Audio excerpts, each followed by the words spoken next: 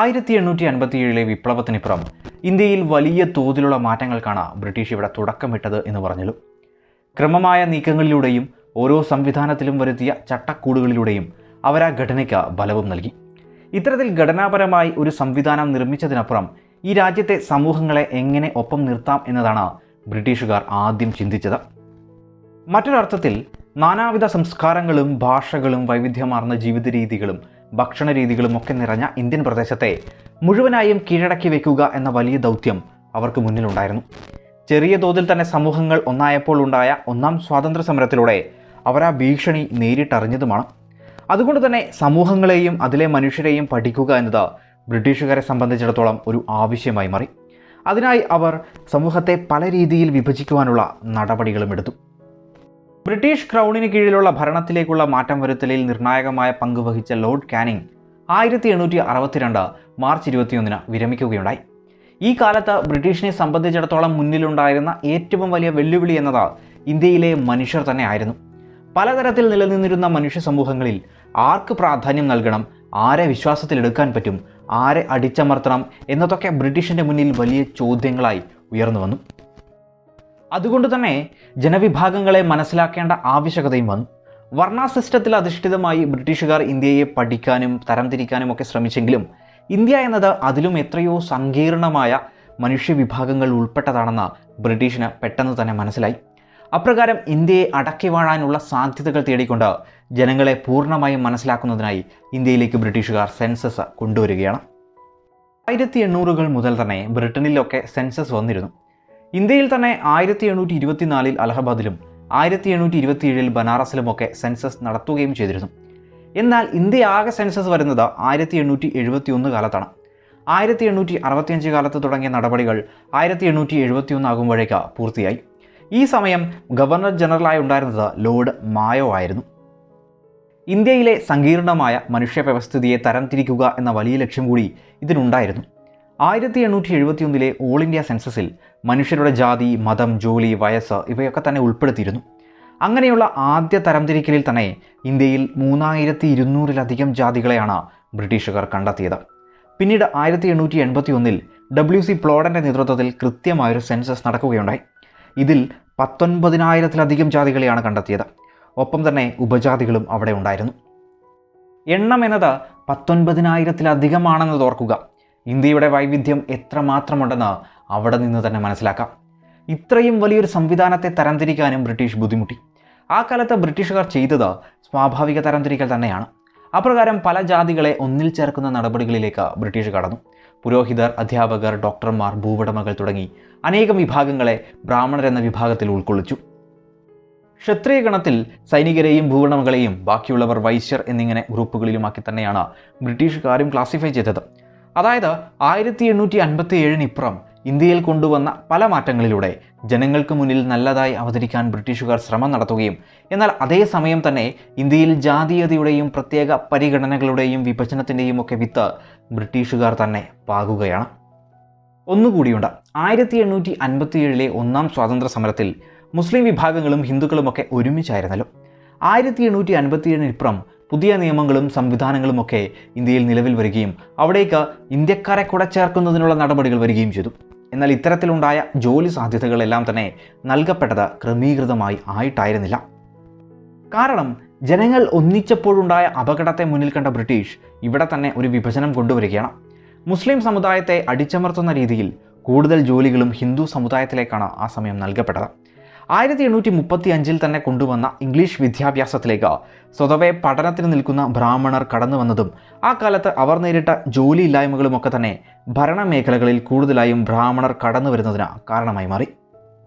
യൂണിറ്റിയെ ഇല്ലാതാക്കുക എന്ന തന്ത്രം ബ്രിട്ടീഷുകാർ പിന്തുടർന്നതുകൊണ്ട് തന്നെ ഇത് ഏതാണ്ട് 1870 വരെയൊക്കെ നീണ്ടുപോവുകയും ചെയ്തു. മുസ്ലിങ്ങളുടെ ഉന്നമനത്തിന് ഉന്നത വിദ്യാഭ്യാസം നൽകുന്ന രീതിയിൽ ഒരു ഇൻസ്റ്റിറ്റ്യൂഷൻ വരുന്നത് തന്നെ 1875 മുഹമ്മദൻ ആംഗ്ലോ ഓറിയൻ്റൽ കോളേജ് അങ്ങനെ സ്ഥാപിതമായി. ഇത് സ്ഥാപിച്ചത് സർ സയ്യിദ് അഹമ്മദ് ഖാനുമായിരുന്നു. അങ്ങനെ 1857 സൈനികരുടെ ഇടയിൽ വിഭജനം കൊണ്ടുവന്നും ഹിന്ദുക്കളെ ജാതീയമായി നിലനിർത്തിയും അതിൽ തന്നെ ചിലർക്ക് മാത്രം പരിഗണന നൽകിയും വിഭജനം തുടങ്ങിവെച്ച ബ്രിട്ടീഷ് 1870-കൾക്കിപ്പുറം മുസ്ലിങ്ങൾക്ക് പരിഗണന നൽകി തുടങ്ങുന്ന അവസ്ഥയും കൊണ്ടുവന്നു. ഇത്തരത്തിൽ ഇന്ത്യയെ ചൂഷണം ചെയ്യുന്നതിനായി ഉള്ള പ്രശ്നങ്ങളെ കൂടുതൽ ആളിക്കത്തിച്ചും പുതിയ പ്രശ്നങ്ങൾ സൃഷ്ടിച്ചും ഇങ്ങനെ ഒരുമിക്കാൻ അനുവദിക്കാതെ വിഭജന സിദ്ധാന്തത്തിൽ തന്നെ നിലനിർത്തിയും ബ്രിട്ടീഷ് ഇന്ത്യയിലെ കൊള്ള തുടർന്നുകൊണ്ടേയിരുന്നു. സ്വാഭാവികമായും ബ്രിട്ടീഷിൻ്റെ തന്ത്രങ്ങളുടെയും ലക്ഷ്യങ്ങളുടെയും യഥാർത്ഥ ഉദ്ദേശം മനസ്സിലാവുന്ന ഒരു വിഭാഗവും ഇവിടെ ഉണ്ടാവുമല്ലോ. മറ്റൊരർത്ഥത്തിൽ ഇന്ത്യൻ സ്വാതന്ത്ര്യ സമരത്തിൻ്റെ യഥാർത്ഥ തുടക്കമുണ്ടാവുന്നത് തന്നെ ഇതേ 1870കളിലാണ് എന്നതാണ്. ബ്രിട്ടീഷിൻ്റെ കൊള്ളരുതായ്മകളെ ചോദ്യം ചെയ്തുകൊണ്ട് ജനങ്ങൾ സംഘടനകളായി മാറുന്ന കാഴ്ച ഒക്കെ അങ്ങനെ ഉണ്ടായി. അതായത് ബ്രിട്ടീഷ് ഭരണത്തിന് കീഴിൽ ഇന്ത്യൻ ജനങ്ങൾക്ക് കിട്ടേണ്ട മിനിമം അവകാശങ്ങളെ നേടിയെടുക്കുന്നതിനായി സംഘടിക്കുകയാണ് ജനങ്ങൾ.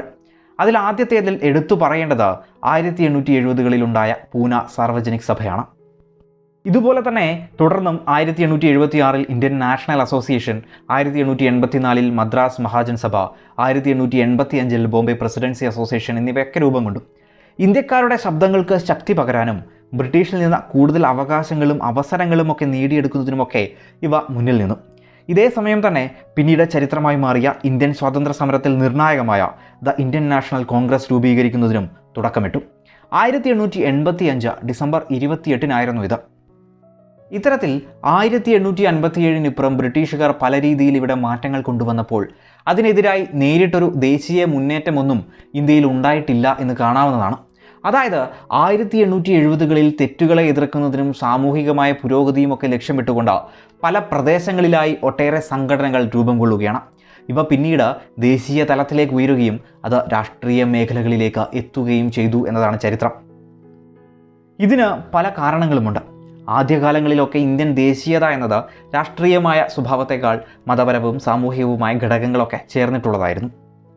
എന്നാൽ ബ്രഹ്മസമാജം, ആര്യസമാജം ഇത്തരത്തിലുള്ള പല പ്രസ്ഥാനങ്ങളും ജനങ്ങളിൽ ദേശാഭിമാനം വളർത്തുന്നതിന് ഒരു വലിയ ഘടകമായി മാറി. ഒപ്പം തന്നെ ഇന്ത്യയിലേക്ക് കടന്നു വന്ന ഇംഗ്ലീഷ് വിദ്യാഭ്യാസം ഇവിടെ പാശ്ചാത്യ സംസ്കാരത്തിൻ്റെ സങ്കലനത്തിനും ജനങ്ങളുടെ ജീവിതത്തിലും സ്വാധീനം ചെലുത്തുകയുണ്ടായി.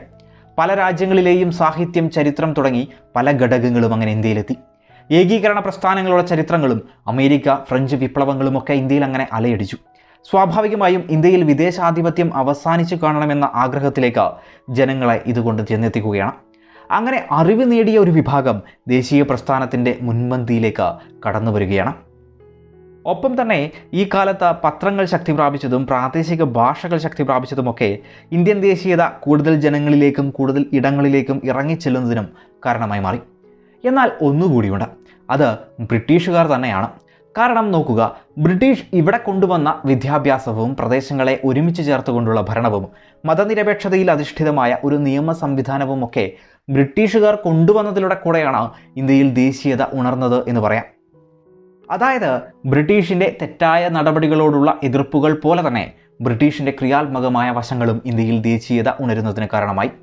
അത് ബ്രിട്ടീഷുകാർ ഒരു തരത്തിൽ അനുവദിച്ചു കൊടുക്കുകയും ചെയ്തിരുന്നു. ഇന്ത്യൻ നാഷണൽ കോൺഗ്രസ് രൂപീകരിക്കപ്പെടുമ്പോൾ ഇവിടെ ഗവർണർ ജനറലായി ഉണ്ടായിരുന്നത് ലോർഡ് ഡൊഫ്രിൻ ആയിരുന്നു.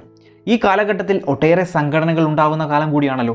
ഇവ അപകടകാരിയാകും എന്നുള്ളതിനേക്കാൾ ബ്രിട്ടീഷ് ഇതിനെ നോക്കിക്കണ്ടത് ഇവ ഇന്ത്യക്കാരുടെ ശബ്ദം ബ്രിട്ടീഷുകാർ കേൾക്കുന്നുണ്ട് എന്ന് കാണിക്കാനുള്ള ഒരു അവസരമായിട്ട് കൂടിയാണ്.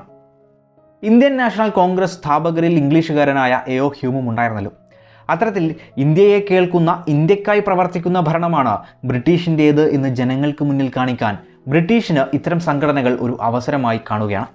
അത് പല അവകാശങ്ങളും നേടിയെടുക്കുന്നതിനും പിന്നീട് തുടർന്നുണ്ടായ പല പ്രശ്നങ്ങളിലൂടെ അതൊരു വലിയ മുന്നേറ്റം തന്നെയായി മാറുന്നതിനും കാരണമാവുകയാണ്. അതേതായാലും അടുത്ത ഭാഗത്തിലൂടെ പരിചയപ്പെടുത്തുന്നതാണ്.